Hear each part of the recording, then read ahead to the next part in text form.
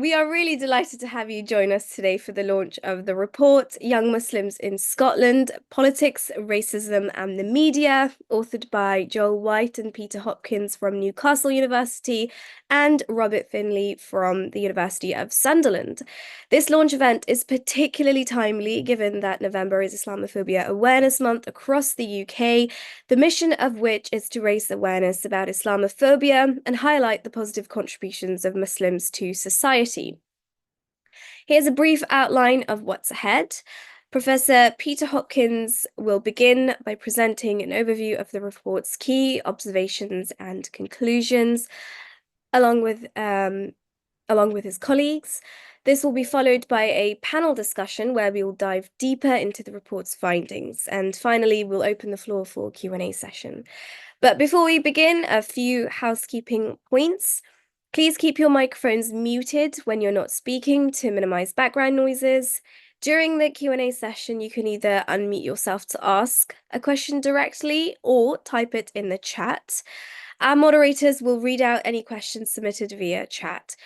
We ask that all attendees engage respectfully throughout the event, that this is a space for constructive dialogue, and we encourage all perspectives to be shared thoughtfully and professionally. To help us stay on schedule, please keep your comments and questions concise during the discussions and Q&A. And also, please do note, which you might have heard, we will be recording this event and uploading it onto our Community Policy Forum's channel. If you prefer to keep your camera off during the recording, you are welcome to do so.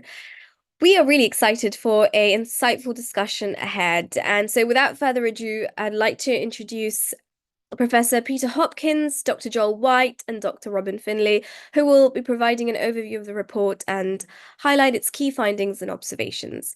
Professor Peter Hopkins is a professor of social geography at Newcastle University. His research focuses upon the challenges and complexities of social inequalities and injustice, and much of this work focuses on the experiences of children and young people from marginalized groups. A key focus of this ongoing research is upon the ways in which Islamophobia operates within society to exclude and marginalize Muslims and others mistaken for being Muslim. He is eager to promote better understanding of Islamophobia and to explore the ways in which it reveals itself in distinctive ways in different places. Dr. Joel White is a research associate at Newcastle University. His research is primarily focused on questions of anti-racism, migrant justice, and the spatial politics of borders and immigration controls. He comes from a background in political anthropology and the anthropology of relatedness, care, friendship, and solidarity. Dr. Robin Finlay, is a social science researcher specializing in human geography and sociology. His research is broadly concerned with lived diversity, sociocultural inequalities, and place. As a partnerships manager and research associate at the Institute for Economic and Social Inclusion, he contributed to interdisciplinary research in various areas related to economic and social inclusion. We have three wonderful speakers, and I will hand it over to them. Thank you guys so much. Okay, thanks, Samira, for the introduction. I'll just share the slides now.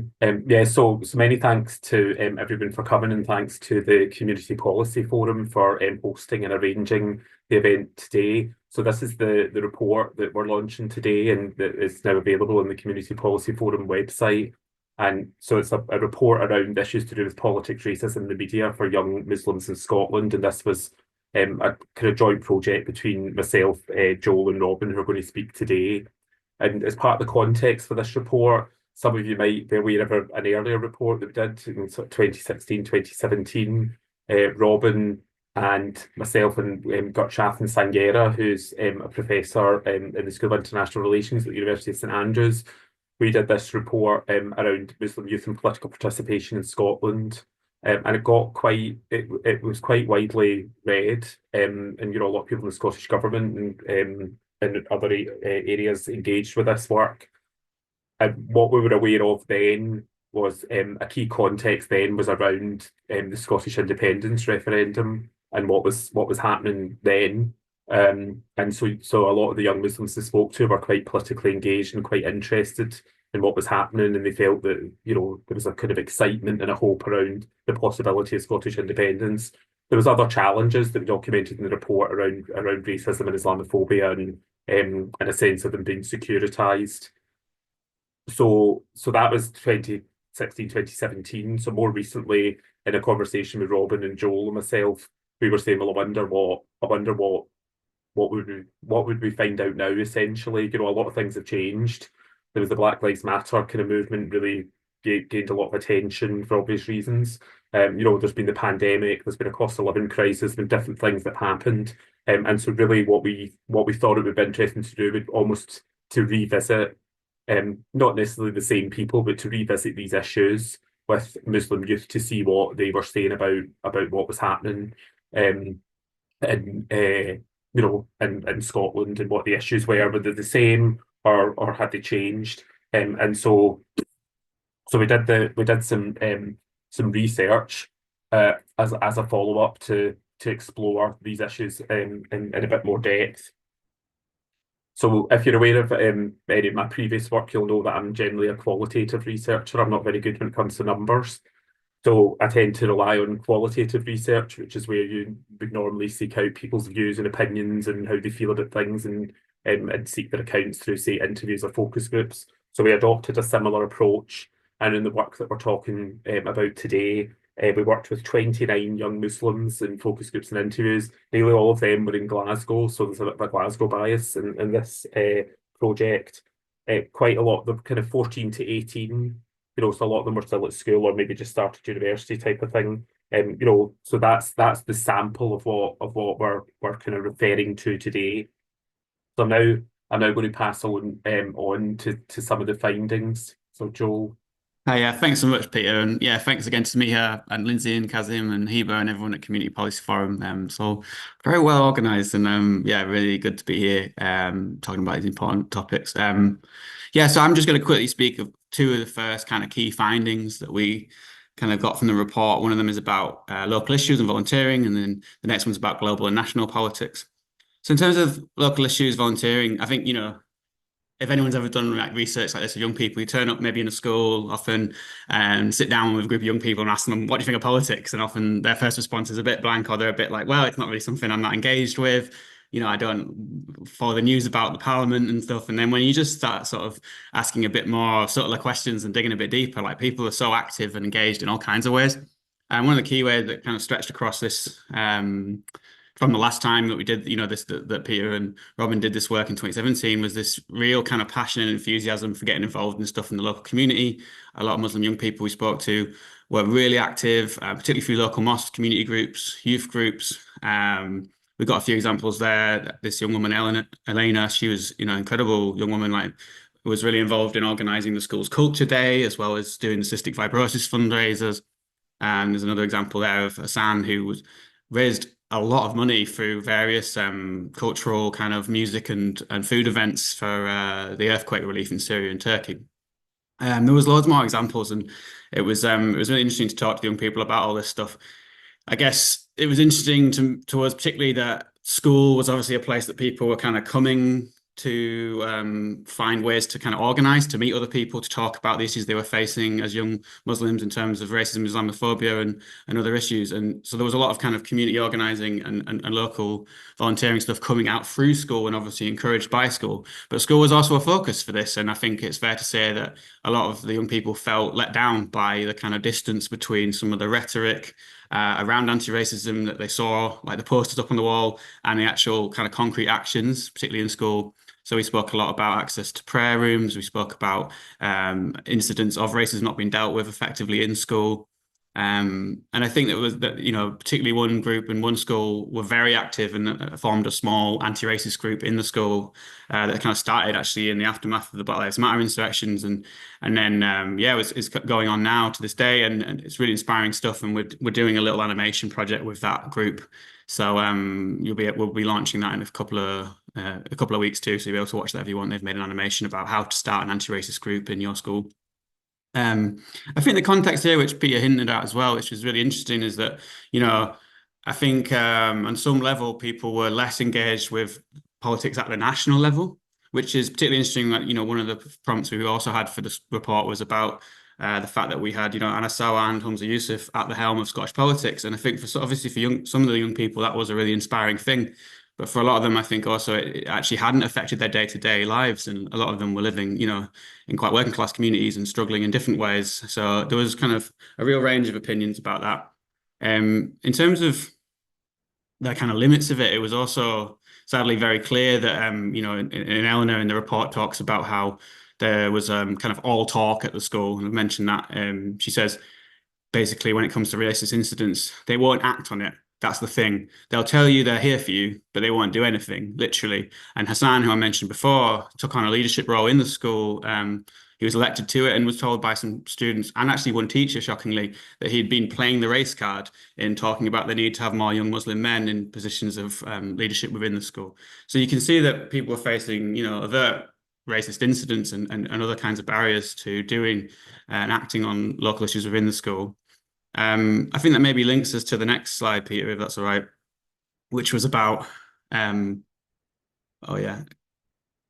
the very keen interest in global and national politics. So this research took place in the early weeks of Israel's ongoing onslaught in Gaza. The young people were very clear about their feelings around that. People were very charged up and quite inspiringly active in that. I mean, one person I remember told me, and I asked them, "Is this the first protest you've been on?" And they said, "It's not just my first protest, it's my second, third, and fourth in a couple of weeks." This was a really important, formative moment for a lot of young people who got very active in Palestine solidarity work. And I think that they connected that to their daily lives in lots of ways. There was the kind of that idea that there's some kind of gap between the global and the local, I think, was clearly not evident in that.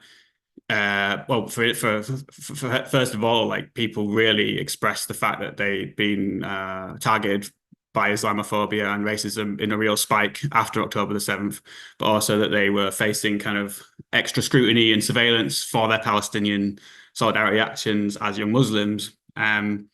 I think also in other ways, people really connected what was happening in Palestine to their lives and their backgrounds in terms of coming from migrant families. I remember being in one focus group and I asked one of the young men, when did you first get really passionate about this issue? And he was like, well, my friend here is a refugee from Syria. He lived through a war and now we need to stop this one, So it's very, very kind of evocative and personal often. And people were very clued up and informed about the histories of British colonialism in that region and the kind of complicity of Britain as well. So there was that was very kind of active in there. People were getting their information often through kind of direct sources in Gaza on TikTok, Instagram, Twitter. They were very discerning about information, very critical of certain mainstream media outlets. And it was really interesting to have those discussions in that moment. I think maybe I'll just pass on to Robin now. That's kind of two first key kind of findings we have. No problem. Thank you very much, Joe, and thank you for everybody being here today. So I'm going to focus on the last two sections in the report, and the first one's titled Racism and Islamophobia. So racism and Islamophobia were very much a concern for most of the participants in this research, and this very much illustrates the enduring issue of Islamophobia and racism in the lives of young Muslims, because it was very much a very pertinent issue in 2017. So it's something that's very ongoing. What I want to do is highlight two core areas that we identified in our data related to racism and Islamophobia for these young people. The first one was around concerns about schools and schooling and their understanding and accommodation of ethnic and religious diversity, as well as concerns about a lack of education on racism. So many discussed how they'd received education about racism in primary school, that they'd had classes that really focused what is racism, what are the impacts of racism, that it's a very negative aspect of society. But then when they'd moved into secondary school, they'd received very, very little education about racism. There seemed to be a reluctance to make it a core topic of discussion in classes. Now, when considering the very kind of damaging impacts of racism on people's lives, this was really disheartening for many of the young people. And there was a feeling that other forms of discrimination were maybe being given a bit more space than racism. But like Joe mentioned, it wasn't that these that these young people were completely passive to that. One of the students, or maybe a group of the students, I can't remember how many, set up an anti-racist group, an extracurricular anti-racist group, which provided them a space to provide anti-racist education, to be able to discuss the impacts of racism in society. Religious freedom in school was also a key topic of discussion. And I would say that the students kind of had mixed experiences around religious freedom in school. On one hand, they had some quite positive experiences. For instance, some of the students at school were provided a prayer space for the holy month of Ramadan, which the students really, really appreciated. It gave them a place to, continue to be religious in the school. It gave them a space to sort of create a kind of community with other Muslim students.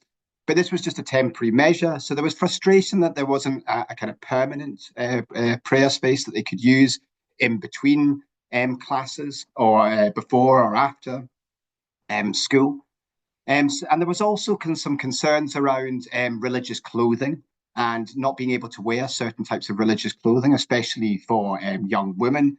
And again, a kind of frustration that that in the school place, they couldn't sort of completely show their religious identity. Then the second key issue related to racism and Islamophobia is lived and personal experiences of Islamophobia and racism. So many of the young people shared experiences of Islamophobia that they'd been kind of a victim of.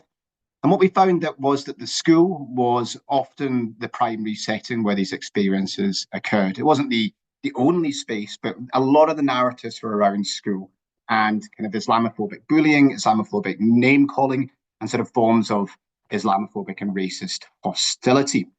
And a lot of this Islamophobia was gendered in nature. It was a gendered form of Islamophobia. You can see that quote there from one of the students, which really highlights that. So for many of the young female participants, they said that they had experienced Islamophobic bullying at school, often related to religious clothing, such as headscarves and hijabs. But also young men would receive sort of gendered forms of Islamophobia as well, especially the men who had grown a beard or had some stubble would often be stereotyped as looking like a terrorist or an extremist. So gendered Islamophobia was, largely impacting young women, but also young men as well. So I think really what is interesting about these findings is they show the varied experiences of school for young Muslims, that on the one hand, it can be a place of education, positivity, solidarity, while on the other hand, it can be a space of hostility where they can be vulnerable to Islamophobia. So I really think we need to think about, in debates about discrimination and hate crimes, there is a need to focus more on schools and to acknowledge that more needs to be done in reducing school-based discrimination. Okay, we'll move on to the last section of the report now, which is social, print and broadcast media. So many of the young Muslims were relatively disengaged with mainstream media. And you could argue that very much reflects young people generally. There's a kind of general disengagement with mainstream media. But there is some particular circumstances or particular factors that are making young Muslims disengage. And a lot of that is around a sort of lack of trust in the reporting. So most participants felt there was negative, unbalanced and unsympathetic reporting of Muslims in mainstream media outlets. Many young Muslims were focusing, or the young participants were focusing on the war in Gaza. And they argued that they saw that there was a racist double standard in much of the media coverage of the war. And they felt there was negative, unbalanced and unsympathetic reporting of Muslims in mainstream media outlets. Now, as a result of this disengagement with mainstream media, and also as a result of just being a young person, many turned towards social media as the main way to acquire news, information, and opinions. TikTok, Instagram, and Reddit were particularly popular. Many considered social media to be, a space where they could get more honest news, sort of less biased than mainstream media reporting. Independent vloggers were really popular. They were perceived as really insightful, providing an understanding of lived experiences. Again, a lot were talking about the Israel-Palestine conflict and how social media and independent vloggers were considered more reliable to the situation in Gaza and the wider region for these participants. Now, despite this, the kind of popular use of social media, many many also voiced concerns about it, especially the trustworthiness of the information. So they weren't simply consuming social media, they were very critical of it and very aware of this kind of climate of misinformation and disinformation. So they weren't simply passive users of social media, rather they were selective in questioning, and as they'd grown up with social media in their lives, they'd always sort of had it as a young person. Well, at a certain age, they started using it, I would assume. It made them particularly well equipped to recognise misinformation. We were really quite impressed with that when we spoke to them, that they were very kind of astutely aware of misinformation and the dangers of social media. Another important point to make is social media was also a space where young people were exposed to Islamophobia as well, where they saw a lot of Islamophobic comments and content. So it could be quite a harmful place. Digital Islamophobia is a key kind of component of how Islamophobia is operationalized. So what we've seen is very paradoxical impacts of social media for these young people. On the one hand, different social media platforms provided a sense of connection. For these people, they were able to find alternative news sources and opportunities to learn, whilst also finding new opportunities for their religious faith and identity by engaging with young Muslim vloggers. But as I've said, and on the other hand, there were risks associated with being exposed to Islamophobia, racism, and misinformation. So that kind of paradoxical double-edged sword was really clear in our data and findings.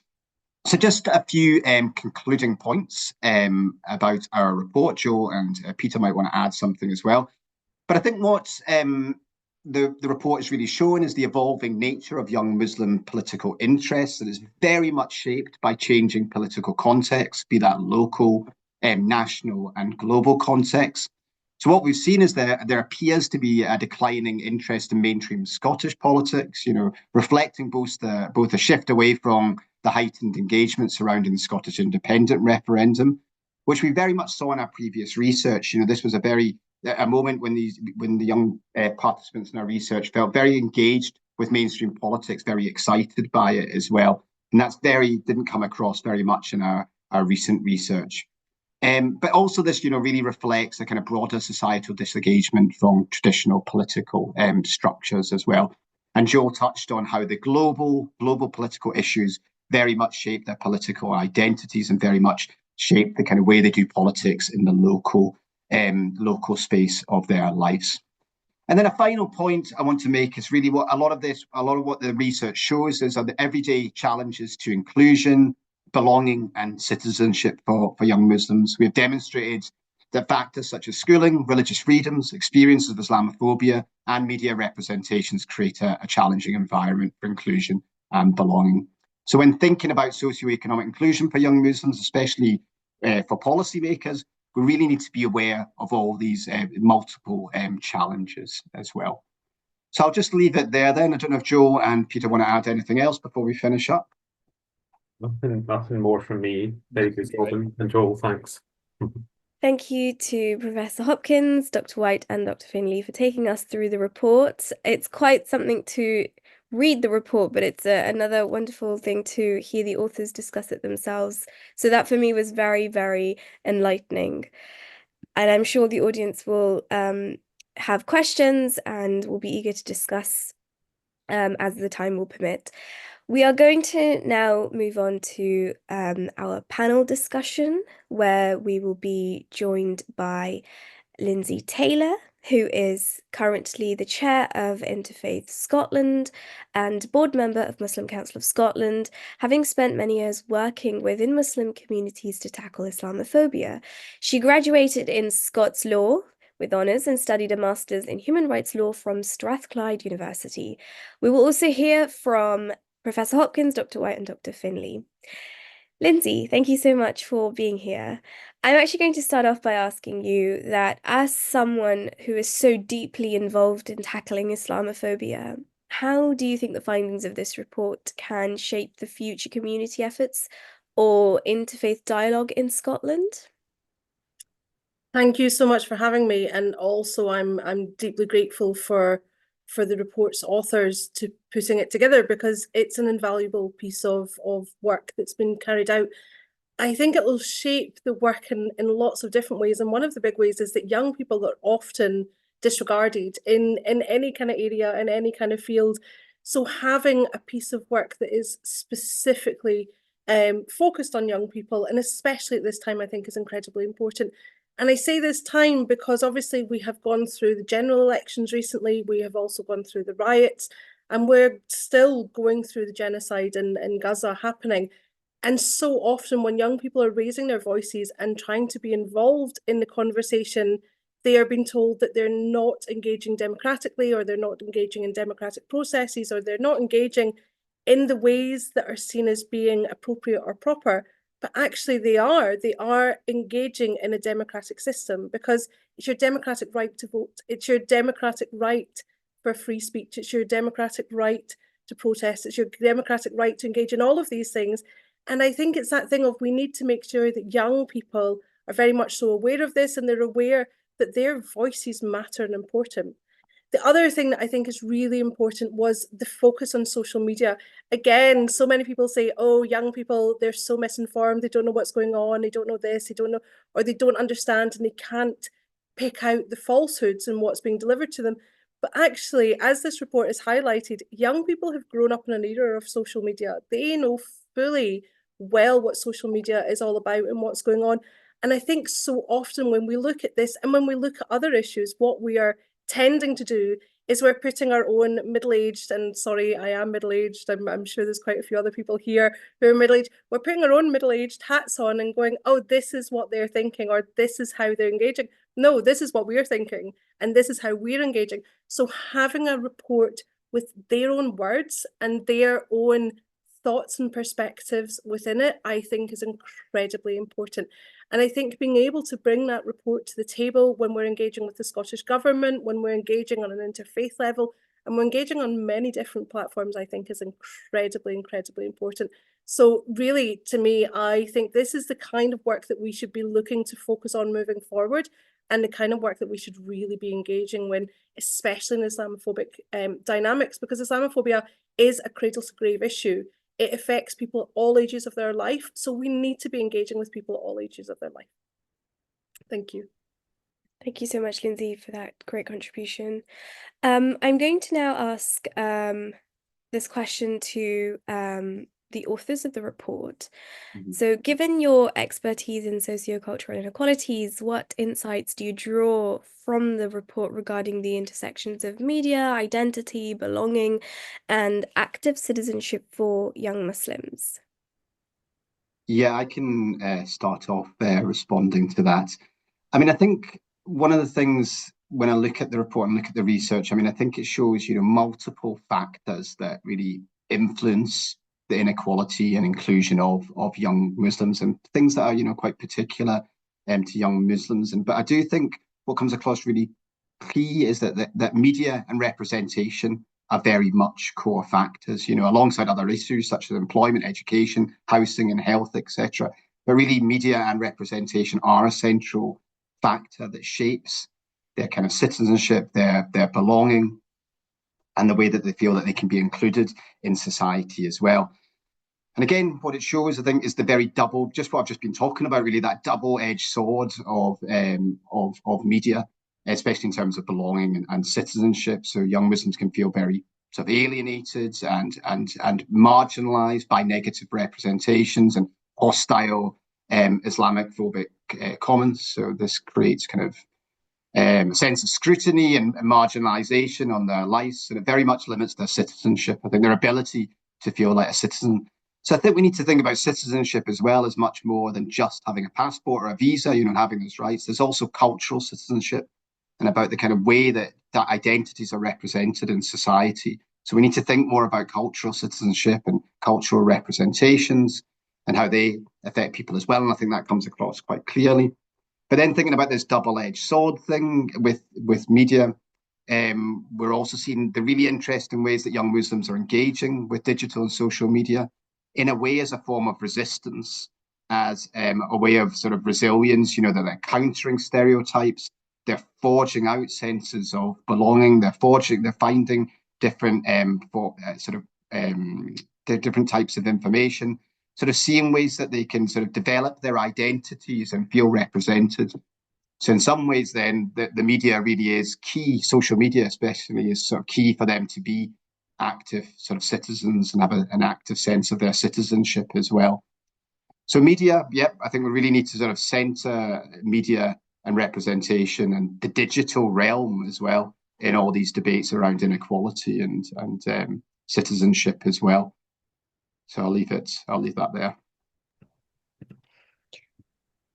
Thank you so much. Did Professor Hopkins or Dr. White want to contribute to that question at all? Well, I don't think so. I think Robin gave quite a full answer. Okay, wonderful. Thank you. I do have some questions for all four of you, if that's okay. Starting with, what practical steps can be taken to challenge both mainstream and social media narratives to ensure fair representations of Muslims? Linsay, would you like to make a start? Yeah, thank you. I mean, obviously there's the absolute basics, and that's if you see it, then call it out. If you're seeing negative representation within the media of Muslims, then follow the simple steps of going to make complaints to editors, to newspapers, to Ipsos, to so on. Like, call out and complain about it. I think that's really important, but also educate yourself. Educate yourself into what Islamophobia looks like, what the issues are, how to make complaints and all that kind of stuff. And I mean, these are basic, easy steps. But I say that, and I work in this field, but yeah, I very rarely call it out myself. So I think it's the thing of, it's organisations' jobs to make it easier for people, make it easier for them to interact with it, make it easier for them to engage with the conversations and to understand what their rights are and how they can really make a difference in complaining. Thank you so much, Linsay. Very concise but really important words there. Professor Hopkins? Yeah, thanks. I think this is a really difficult area to get right, because in one sense I agree with everything that Linsay's just said, but there's quite a lot of resistance in the media sector. So some of the so we've had conversations with some of the key sort of regulators, and what's very clear is that they're only interested in it if something's really explicitly Islamophobic, right? And it can be like 100% proven, and they can, go to the whatever newspaper it is or whatever outlet it is and say, and give them into trouble and, kind of follow through in their processes. If it's something that's a bit more subtle, I mean, I still don't think some of this stuff is subtle, but it has to be really explicit for them to take action. But if something's not 100% explicit and it's only like 70%, they just won't do anything. And it doesn't, and so, 7,000 people could complain, but they still won't take action. So they're quite conservative. Okay, so whilst I would definitely think we should complain and raise issues if we see anything that's really racist and Islamophobic on social media or in the mainstream press, I wouldn't necessarily hold hope for something happening as a result of it. So my view is that we need to kind of work the other way around and actually change, either get the journalists or the editors or whoever it is that are producing the material to be a bit more critical and a bit more reflexive of what they're doing. And again, that's really difficult because journalists are really busy. They don't necessarily reply to your messages because they're running around and they've got deadlines to get stuff out the next day or whatever. So we did produce media guidelines through the cross-party group in tackling Islamophobia. There's media guidelines for journalists. We've tried to find out how often they're being used, but it's really hard to find out. We've had some engagement with some newspapers and things like that, but there are media guidelines out there. The Muslim Council of Britain's Media Monitoring Centre is really excellent. They produce really, really great work. But so that's one other perspective. But then there's I suppose there's what's coming out of this research is, can we almost educate people to be a bit more critical and a bit more kind of detached from what it is they're seeing on social media or in the mainstream news, rather than just quoting it like it's fact. And I think that's what we see in some of the young people that participated in this research. They're not just, kind of ignorant and passive recipients of stuff. They read it and they kind of think, oh, that doesn't sound quite right. Oh, I don't really like the way that this journalist's writing this, or I'm not sure about this. I'm going to go here and check out this other source or go onto Instagram or whatever. So the young people are actually quite good at that. And they're probably better than some of the adults would be, in a sense. So I don't think it's easy. I don't think there's like one answer to the media issue, but those are just some of the thoughts that I would have around that. I don't know if anyone else wants to come in on that. Thank you so much, Professor Hopkins. Would Dr. White or Dr. Finlay want to contribute to that question? Yeah, I can say a little bit if you want. I mean, I totally agree with it. I think those two approaches that Linsay and Peter outlined are complementary and really important. I'd just add that in terms of like being particularly informed about the ways that Islamophobia is shifting and takes different forms in different times, and that there's this huge spike right now, and you know, and the young people are very aware of that. But you know, I think Community Policy Forum has got a really good report on this, and like, you know, very much up to the minute stuff. And then people might have seen that Runnymede have just done, I always think I'm going to say that wrong, the name of the organisation, but yeah, they've just done a new report on Islamophobia, having, you know, written some of the very early kind of very formative and instructive reports on that. So people can definitely, obviously, and I'm assuming a lot of people in this virtual room are very well informed, but I think it's nice, and it was heartening to see how informed the young people were.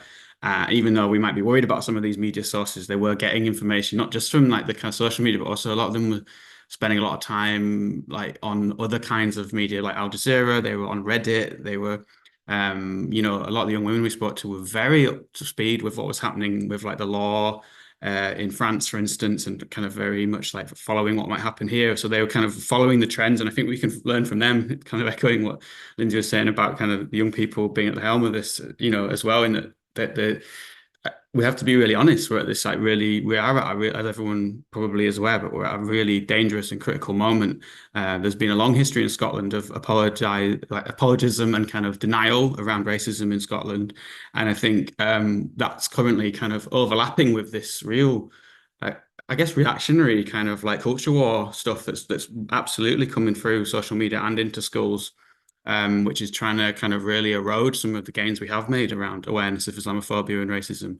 And we saw that a lot in the schools. Like the young people were very aware that there was pushback from parents and teachers, sadly, around some of the anti-racist teaching and the curriculum.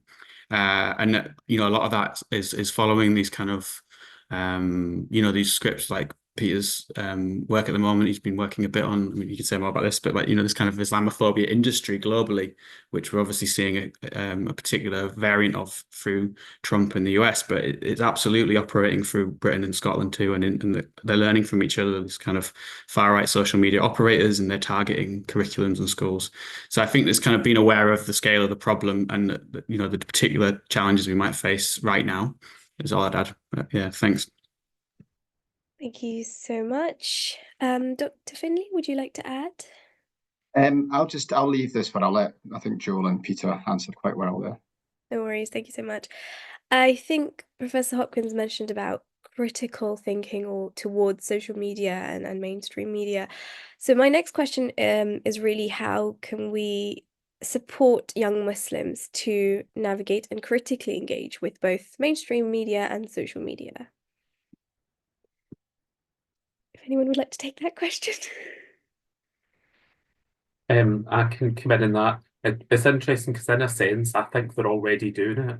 You know, this is what we've found out. They're already, you know, and I suppose, I mean, I don't know where this question came from, but I think it's quite easy to kind of go into the sort of moral panic sort of discourse around, you know, children at risk in public spaces, and, you know, there's all this horrible stuff online that we need to protect under 18s from, and, you know, and I'm not saying there isn't, you know, dangerous and risky stuff online, but the sense from our participants is that they're quite aware of that, and they're quite critical of what they're engaging with. They're not just going to receive, you know, read stuff on Instagram or, you know, see images or whatever and just take it as fact. They're going to go and kind of check it out and maybe be a bit more critical of it than I think they're normally given credit for.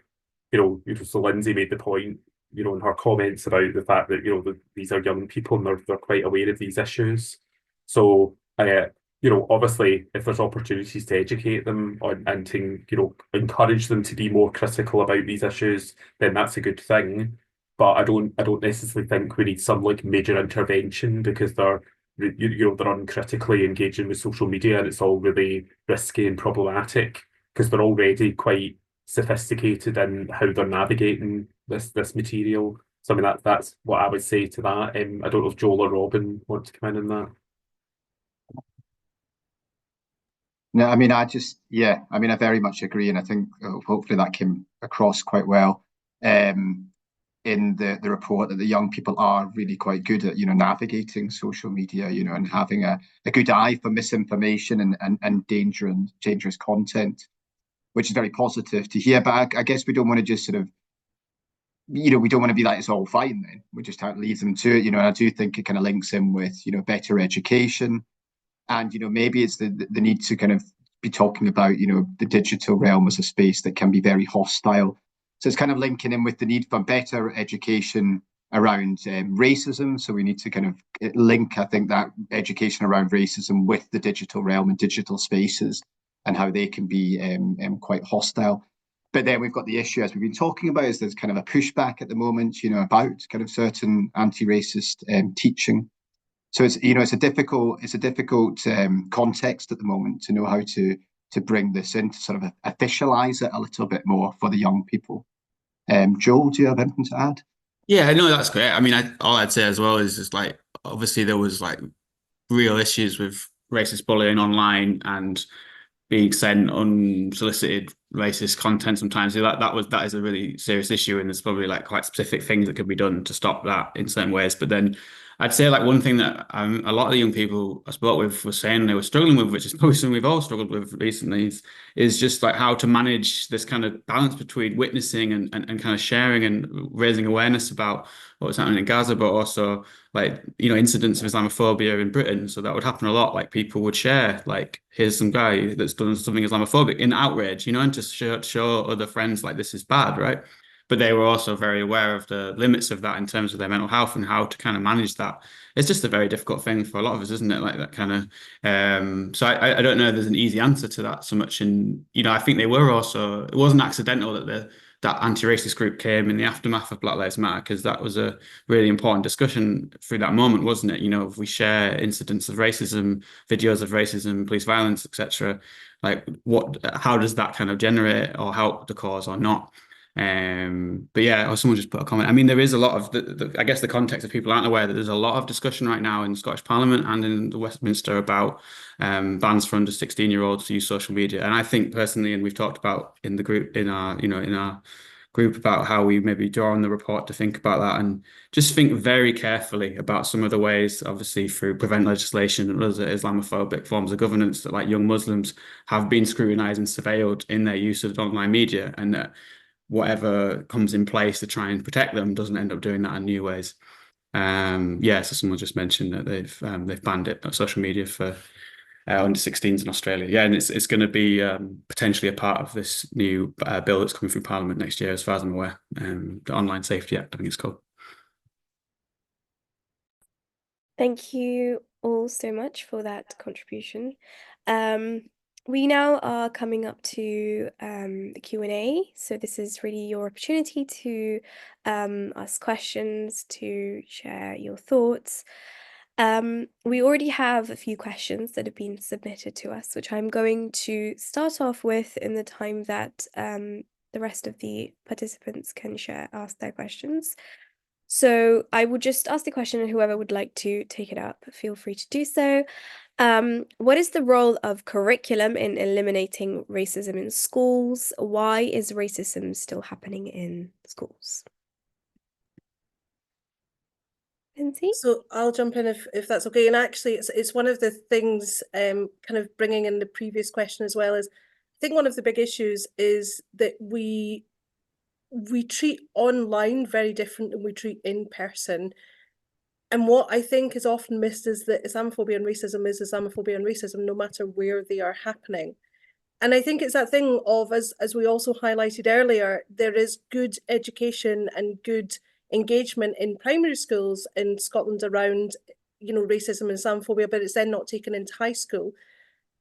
And high school can be an incredibly toxic, difficult place for people. And actually, a lot of the racism and Islamophobia that I have been highlighted to and come across is actually unfortunately perpetuated by teachers. And I think one of the massive issues is the fact that teachers are not set up to deal with Islamophobia and racism properly. They are not given full and proper training in this when they are going through teacher training, and also there's no follow-up after teacher training properly.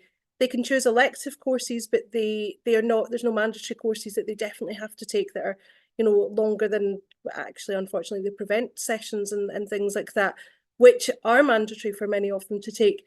But I think this is the big issue, that there is no follow-up when it comes to teachers. There is no incentive and encouragement. I mean, teachers have an incredibly difficult job. They are trying to teach our children. They are trying to deliver classes and sessions and do 101 other things with limited resources, to then expect them to do racism and Islamophobia and all that and fit that in as well can be incredibly challenging.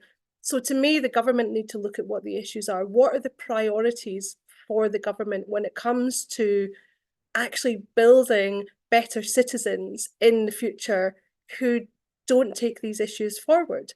So if we want to really counter these issues, you know, is this a priority for our schooling? Is this a priority for our teachers? Is this a priority for our government to make sure that the resources are there for teachers, that they're easily accessible, that they're part of their curriculum, that they're easily engageable with, and all these kind of things? And I think these are the things that we need to be looking at, because otherwise we're relying on teachers who are already overstretched to find a way to fit it in somehow in the curriculum. And there's no standard. There's no set standard across all schools of this is what we need to do and this is how we need to do it. So to me, until we start really looking at that and the government starts looking at it from that level as a top-down approach, then actually we're not going to address the issue in schools. It's not going to happen. Thank you so much, Linsay.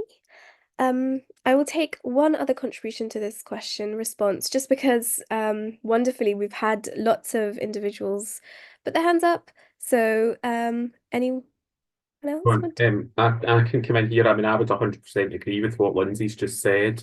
And I think what we've probably seen is that there's cases where there's a really inspiring anti-racist senior teacher in the school, you know, who's like a deputy head or a head of department, and they really drive forward a lot of the anti-racist work in the school and encourage the kids to do things and, you know, raise issues about racist incidents or whatever.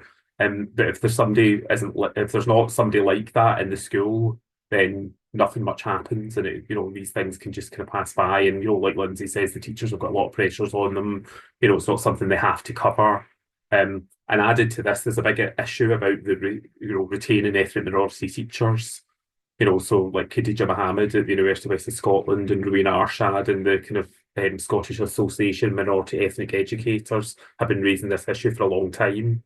And of course, it's not just down to ethnic minority teachers to, you know, address these issues, but it might be if there's more people like that from diverse ethnicities in schools, it might be that these issues, you know, are addressed in a different way. So there's quite a complex set of issues here. That, you know, and it's almost, it feels a bit like a postcode lottery. If you happen to be at a school that's got a really good, you know, very active anti-racist person, teacher, whoever it is, then, you know, you might kind of, you know, hit the postcode lottery and you'll have a really good experience. But if you're not, it might just be that it gets, you know, things get brushed aside and aren't properly dealt with. Thank you so much for that, Professor Hopkins. We've got a few hands raised, so I am going to first go to Liba. Hi there. Thank you so much. It's not a question, but I did want to say I'm in my 4th year of university right now, and I'm actually doing my dissertation on, I'm doing a digital analysis on Muslim women who are influencers and the comments that they usually get on their social media posts or their videos. Usually if it's Muslim women that wear the hijab, you see the comments are very Islamophobic or very negative. So I was very glad that this report came out, because it will give a very good insight to what it's like as a Muslim person and how we experience Islamophobia on the internet. And I think it's very difficult to combat Islamophobia on social media, because it's not limited to one country or one social group, or like it's very global. So when you're on the internet, when you're on Instagram and you're going through the real Instagram reels, you're going to see comments from people from different countries commenting, and you'll see the Islamophobia from various places in one comment section. So it's something that's very difficult to combat, and it's something that really does, like personally for me, I always wonder why do I have to see this in the comment sections, which is why I decided to do a dissertation on Islamophobia in the media and how it's impacted young people. So I was very glad to see that this report was made. Yeah, Thank you. I just wanted to say, I mean, that's great that you're doing research into influencers. That's really fascinating, really important bit of research. It's not something that we didn't actually speak to kind of the influencers or the kind of creators of material. Yeah. But I think that's really interesting to also think about, you know, the people who are creating material from a Muslim background, the kind of the vulnerability that kind of puts them in a vulnerable space, right? You know, that they're so sort of exposed and open to hostility as well. So especially if it's very religious focused, like if it's like both men and women, like for example, and that the Muslim men that have a very strong focus on the faith and they're trying to teach people of what the Islamic faith is like, the comments usually are very, very negative, and rather than taking it as education, they take it as a insult, or they take it as like, oh, you're forcing your faith on me, and then that leads to more Islamophobic comments. And then for Muslim women, Muslim women face two sides. They face negativity from Muslims, and they face negativity from non-Muslims, Islamophobic people as well. So I decided to focus on Muslim influencers and how the Islamophobic comments how that contributes to their discrimination, and how the haram police, as we call it, contribute to further Islamophobia, because a lot of that does, the negativity from both sides, it does really contribute to how Muslim women are perceived, like very vulnerable and very oppressed, and that just feeds into that narrative, I guess. Thank you so much, Liba. That was really interesting to hear, and it will be great to see your work when you do publish. I'm now going to we had some great interactions also in our comment section. Sarah has shared how teachers do want to do things, but higher ups are wary of addressing it, and the idea of building up. So the Building Racial Literacy program is great. But it takes a lot of time to get this reach to make a difference. And also the idea of how they don't feel safe and supported in schools. And the fact, I think Linsay mentioned the idea that teachers are really stretched to capacity as well, and the need for a youth work sector within schools, I believe. And the idea of how education starts at home, and the fact that when children display racist comments, it's usually potentially picked up, unfortunately, from the media or from the home. I'm now going to ask, I believe it's Professor John Homewood who's got his hands up there. I'm going to hand it over to you, John. Thank you. Thank you. Yes, it is. And I'm calling in from zooming in from England, so the situation I think is quite different. I mean, I was very, taken by the report. I thought it was very, positive and instructive in the English context as well. I mean, what wasn't mentioned was prevent. So it's come up a little bit in the discussion afterwards, but it didn't seem to be a concern of the young people that you spoke to. I think in England, anybody involved in solidarity for Gaza would be very wary of prevent referrals, very wary about police involvement. And I'm working with Prevent Watch. I mean, not only of prevent referrals, but also of the police being involved for hate crime, for, in a sense, making any statements about Gaza, any pro-Palestine statements, and so on. So really, it's interesting to me that Prevent sits there in the background in Scotland as part of the political discourse, but doesn't seem to be so thoroughly infused into the to schools and the way in which schools are treating issues. So if we had the Ukraine, the comparison between Ukraine and Gaza, what I could tell you of is specifically fundraising activities associated with Gaza are very strongly shut down in English schools compared with fundraising activities for humanitarian aid for Ukraine and so on. So I wonder if you, could comment on the different impact of Prevent upon pupils, and and in a sense their sense of their ability to speak up and represent themselves. Thank you so much, John. I would like to bring the speakers in for a response. Yeah, sure. If I can take that, if that's okay. So my role within the organisation I work with, it started predominantly just in Scotland, and now I cover the whole of the UK.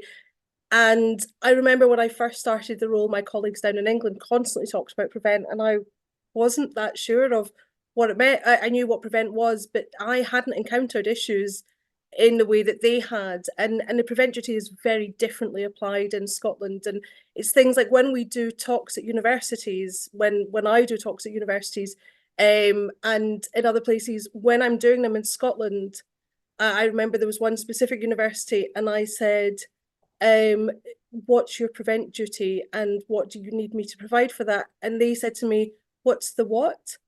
And this was actually one of this wasn't just a student, this was somebody who worked for the Students' Union and was very involved and engaged in engaging speakers and things.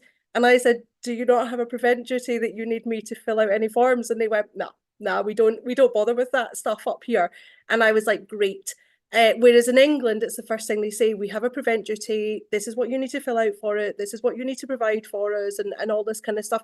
So the political engagement, the political landscape here is very, very different when it does come to Prevent. It's not the first port of concern when it comes to students. Many students don't understand what it is, and if they have any kind of engagement or need to understand it.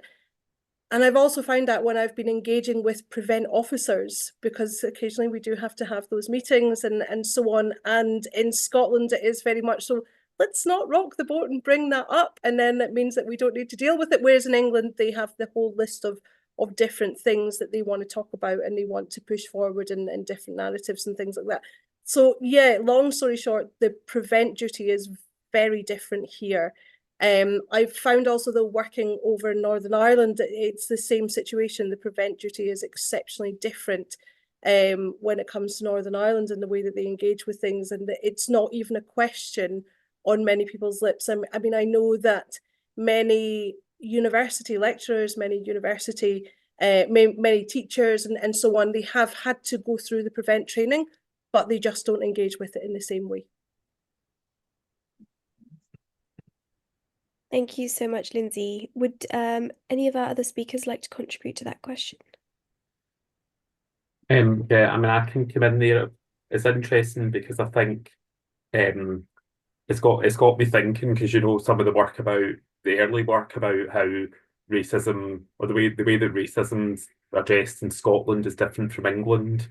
And so there was that kind of Miles and Dunlop work in the early 80s that said the kind of political process hadn't been racialised in Scotland like the way it hadn't been in England.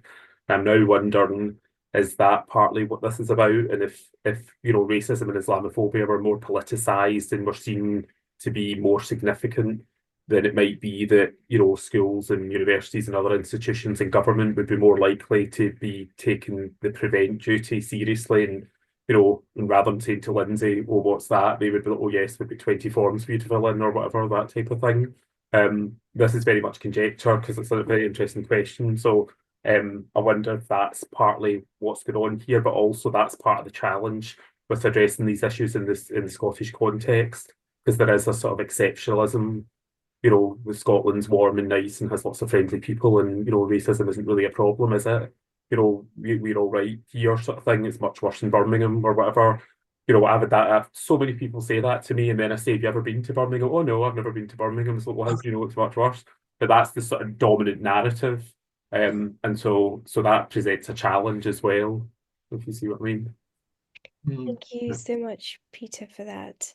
I'm going to take a moment to welcome Dr. Zubir Ahmed. Assalamu alaikum. Walaikum salam. Thank you so much for joining us. We're really grateful to have you. So I'll introduce you, and then I am going to have to ask you the question that we had lined up, because I think it'll be interesting to to hear from you as well, if that's okay. Of course. Thank you. Dr. Zubir Ahmed is the Labour MP for Glasgow South West, having been elected in July 2024. Before entering politics, Dr. Ahmed was a transplant surgeon providing vital care for the people of Glasgow South West and Western Scotland. And the question that we wanted to ask you is, in your transition from medicine to politics, especially considering the context of our post-COVID society and the recent far-right riots in October, how have you seen the role of media narratives influence public perceptions of Muslims and the policies affecting them? Well, assalamu alaikum, everyone. Thank you so much for having me on. I'm not a Muslim young person anymore. That's a reflection of my age.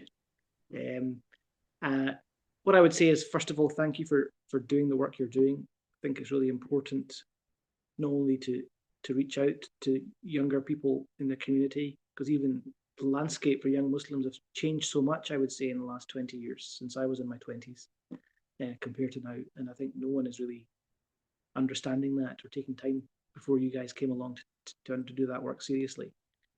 So thank you for that. I think media narratives have changed quite a lot, both not necessarily in light of the race riots, but actually before that. We know statistically Muslim stories tend to have more negative themes. We know studies that have been done that show that 60% of articles portray the Islamic religion, negatively.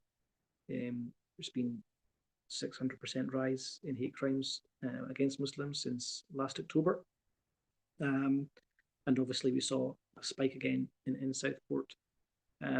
So the media landscape, I think, is really challenging. And it's very tempting to kind of throw your hands up and say, do you know what?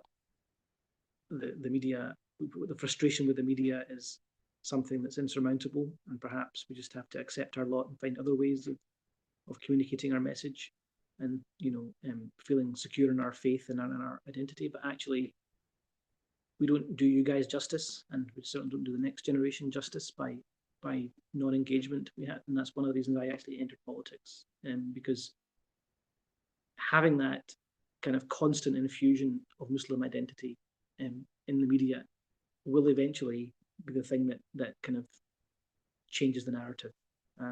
So that's why I keep going, even at challenging times for Muslims in Britain. And I hold on to the fact that, we might find it challenging, but actually, certainly for my parents' generation, came in here to this country in the 60s, things have improved. And they generally, have, overall, there's a trajectory towards more improvement and more inclusion. It just doesn't feel like it sometimes, again, because of the constant barrage that you get in the media. I still think this country is the best country to be Muslim in the whole of continental Europe. So we are doing some things right. We should hold on to that rope and just try and strengthen it rather than let go. It would be my opinion on the media and politics. Thank you so much, Dr. Ahmed. And once again, thank you so much for taking time out of your busy schedule, especially given how busy Parliament must have been this week, to be here with us. Thank you so much. I'm now going to jump back into the Q&A, and I believe Bushra Riaz, you had your hand up. If you are still... Yes, I'm still here. Okay. It will be great to hear your question. Yeah, so we just go back a bit. My question was around, we've had a lot of discussion around Islamophobia and the issues that we see around media. And, you know, and I think myself, along with many others, is why is it still that we're still discussing this and we're still having the same issues where when we look at anti-Semitic laws, they're more in power. There's more, as I say, I can't even say leverage, there's more power for them to have laws around anything that's said. Whereas when there's Islamophobic attacks or Islamophobic messaging around, we're still having the same discussions that we've been having for a long time. You know, I'll give an example. I don't watch Big Brother, but there was all over social media about one of the contestants was wearing a watermelon t-shirt or something, and you know, it was all over media and social media saying how it was anti-Semitic that she was wearing this top. So it was blurred out. So when she came on the television, this was blurred out because it was deemed to be anti-Semitic. Whereas, you know, I feel like we don't have that voice in government, whether in Scotland or England, to make those changes. And we are, you know, the Muslim community is growing in Scotland, is growing in England. Why are we still having these discussions and there are no laws to help and support? And this is where I think many of us feel deflated when we get to a point but our voices are still not being heard. Thank you so much, Bushra. I invite the panelists to their responses. I mean, I'm happy to go first. So what I would say is that, you know, in general terms, I appreciate the frustrations, and I live the frustrations. But what I would say in general terms is that, you know, hatred meted out on the basis of religion, the laws have been beefed up in the last 15, 20 years. Is there a hierarchy of, you know, prejudice out there? There probably is in the country. And that's why, you know, I think yesterday at Prime Minister's questions, 2 of the questions directed to the Prime Minister were about Islamophobia. So, you know, we are getting the message out there. In terms of, are things changing? I think until about 15 years ago, we were in a good place. And then a combination of things have happened in this country where we've gone backwards. And part of it is around us being, you know, Muslims being used as political footballs in wider discussions around immigration and so-called belonging and identity. And I think it's actually more a reflection of a kind of fragility around what the British identity is, more than anything else. In terms of where we are with Islamophobia and anti-Muslim hatred, absolutely, we need to get a definition across the line. I know colleagues in the Department of Communities and local government are trying very hard. Lord Khan is there. He's trying very hard to get that definition over the line. And I think, you know, the example you see, Bushra, of the television is sometimes, I think, to our community, it does highlight maybe, you know, a difference in approach. I think traditionally it's been difficult to pin down what Islamophobia actually is, whether it is a racist prejudice or simply one that's religion-based. I think increasingly we're accepting that there are, you know, definitely racial elements. Of course, there are in it, and it needs to be covered by similar legislation rather than just prejudicial based on your religion, because people have a ethno-religious stereotype of what a Muslim is, and they base their prejudice on that. And that's been some of the difficulties around defining Islamophobia. But I think we are getting closer to it. Obviously, you're at side of Arcee's launch yesterday. She's done a lot of work. Wes Streeting, one of my Labour colleagues, actually worked with her a lot on that definition in the all-party group in the last Parliament. And so we have real allies in government now to try and progress this, and much more so than we did before the 4th of July, I would say. Thank you so much, Dr. Ahmed. Anyone else would like to come in? Yeah, I can come in on that. I mean, it's quite reassuring to hear what Zubir Ahmed just said. I mean, I think one of the big challenges I've seen around this in relation to what Bushra said is there's a lot of sort of not addressing the issue. So I've had conversations with senior civil servants in Scottish Government who are like, oh, we're not sure about the APPG definition of Islamophobia. We're waiting to hear what Westminster are doing. Oh, plus we need to be careful because then other groups will want their definition accepted. And it's almost like they're kind of playing a game of cat and mouse or something like that.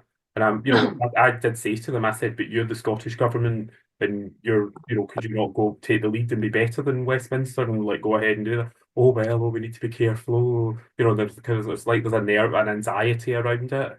Because they could just, all the Scottish political parties agreed with the definition. Because side of our saying, I don't know if West Streeton was there, but that group came up to Scottish Parliament. They met with Anna Sarwar. All the Scottish parties, including the Conservatives, agreed with the definition, right? But the actual government, like the civil servants, haven't, adopted the definition. And it's almost like I don't know what it is because I'm not in government, so I don't know what the game is. But the last conversation I had with them, there was this whole thing about, we're waiting in Westminster. And I'm like, come on, how long are you going to wait? Let's just do something about it. Like, I'm seriously pulling my hair out. So there's some sort of thing going on there, and that's why, like you've just said, there seems to be this constant conversation, not a lot of action. Is Linsay going to come in? Yeah, it just totally to back up what Peter had said there, but also I was really sorry to miss the event last night. Unfortunately, I'm loaded with the cold and didn't want to spread it. But also I wanted to highlight the Scottish Government at conference 3 years ago, I think now, at their conference, voted to adopt the definition at government level. And for some reason that's never happened. So to me, I don't understand why a vote has taken place, that the adoption should have happened, and it's still not happened. And I think it is that thing of one, still waiting on Westminster, but also the Scottish Government just have to be brave and adopt a definition because they have made that commitment to do so. And riding on as it's been highlighted here, this kind of, we're so friendly, we're so accepting, we're so wonderful here in Scotland. No, that's not the truth. Unfortunately, it's really not the truth. There are many, many, many issues in Scotland, and we need to start working to tackle them and deal with them. Now, Please Scotland came out last year and highlighted the fact that they do recognise the fact that they're an institutionally racist and Islamophobic organisation. Now, I was at an event of theirs recently highlighting the training that they're putting in place in order to help tackle that narrative and to start the change in the process. And I think this is what more organisations need to do. They need to recognise the fact that they are institutionally Islamophobic and racist, that there are institutional problems, and they need to accept the fact that they need to take the steps to address it. Just carrying on going, it's the way we've always been, is not working. And it's not working for communities. It's playing communities who don't need to be played off against each other. It's playing them off against each other. It's playing top trumps with human rights, and it's not appropriate. If you adopt one definition, why not adopt another definition? What's wrong with adopting definitions? What's wrong with putting actions in place to support, protect, and prevent abuse happening to any community? I personally don't see the issue with this, and I don't realise why we're not taking the steps in order to do this. And this constant excuse of, but if we adopt this definition, this community will want their definition adopted. And so, what's the issue with that? What's the issue with working to support another community? Tackling one form of hate is tackling all forms of hate. So really, that's what we should be doing, and we should be calling our governments out about it. The last thing I'm going to say about it is that I was at the Islamophobia Awareness Month event in Westminster Parliament last week, and one of the MPs highlighted the fact that the Islamophobia no longer passes the dinner table test alone, it passes the Commons test, because in Commons it's perfectly normal for Islamophobia to happen and for it not to be called out. And if Islamophobia is happening at the Commons level, as we know it has been for some time, then what is that showing us for wider society? Thank you so much, Linsay. We do still have 2 more questions that have been submitted to us, and I do want to get through them because I think they're really important and very interesting. So it'll be great to hear some answers too, but if we could keep them brief, that would be great. So this one is particularly pertaining to the report, and it asks, have there been considerations of the experiences of disabled young persons and their multiple vulnerable identities? can do that one quickly if you want. Yeah, it's a brilliant question, a really important question. Thanks to whoever submitted it. So we did a little survey that people put their the information in, and one of the questions asked them to identify as disabled. And there were a couple of young people who did identify as disabled involved in the report. I would say that like it's a gap probably in the report at this stage as well. And the honest answer is that it would be really brilliant for there to be further work on this specific issue. And I think something I definitely think would be really good. I'd say in our discussions as well, maybe just to highlight with the young people, there was a lot, obviously it's very different, but interconnected, a lot of young carers and a lot of people who were dealing with disabilities, if not in their own life, in the lives of those around them. A lot of people living, as we said before, in like working class, very like often quite impoverished backgrounds. So I think like as much as the discussion we just had was also so important, like I think just to bring it back to that as well in the kind of day-to-day lives and the way that sometimes the kind of the legal hate crime legislation that they were encountering didn't always feel that applicable to their lives, actually, especially around Islamophobia. I think that some of the kind of differentials they felt around that were kind of the different ways that hate crime legislation could be applied. But yeah, to go back to the question of disability, because I think that is also related. We did also talk a lot about neurodiversity and about mental health, and I think those were coming up a lot. And I think, again, future work on those kind of issues would be really vital. So yeah, thanks to whoever submitted that question. Thank you so much, Joel. If there are no more contributions to that question, I would like to ask Dr. Ahmed, actually, what are some of the ways that we can encourage political and educational awareness and engagement from the Muslim youth? You mean in terms of getting politically active? Yeah, getting them involved, engaged, active. Yeah, I mean, I think the starting point is to actually infuse into everyone who's probably the generation below me now, 2 generations below me, the idea that there is a capacity and an opportunity to change things. Because I think there's almost a certain sense of helplessness in some of the Muslim communities that I'm part of. And when I was growing up, it was very much, a lot of people would say to you that it was actually against your faith to even think about standing for political office or indeed to vote. So I think we've come a long way since then on that aspect of it. But now, given all the issues that have been talked about, especially by Linsay, there seems to be a sense of kind of almost hopelessness that nothing can change. And I think we have to, as part of our job as political representatives, to remind them that there is actually a mechanism in this country that, while it might well not be perfect, you are able to get yourself into elected office, and your mere presence there can make a difference. Your voice can make a difference. But actually, what's probably most important is allyship and strategizing with other like-minded colleagues from across the political spectrum. That's what actually makes the difference. So I feel that sense of duty acutely myself, try and bring on younger people. If there's anyone on this call that wants to do an internship or know more about what I do, or is following me about a wee bit, either in Glasgow or London, please get in touch. That's kind of just breaks that kind of, it's an icebreaker between what you think politics is like and what it actually is like. I think the reality is often quite different from the perception. It's a very busy job. It's very tiring. Sometimes it's more tiring than transplant surgery, believe it or not. So I think, yeah, there's that sense, I think, that's partly our job, partly your job, in terms of just, I think facilitating and empowering young people to actually understand that, you can make change. It's not obviously always instantaneous. It's still possible. We have a system where that can still be allowed, unlike many other countries where there is not that capacity to do that. It still takes hard work and, late nights and early mornings and lots of meetings and meeting people and getting out your comfort zone. But there is that capacity to do it, and to do it, I think, cross-party in a strategic fashion is the most important thing.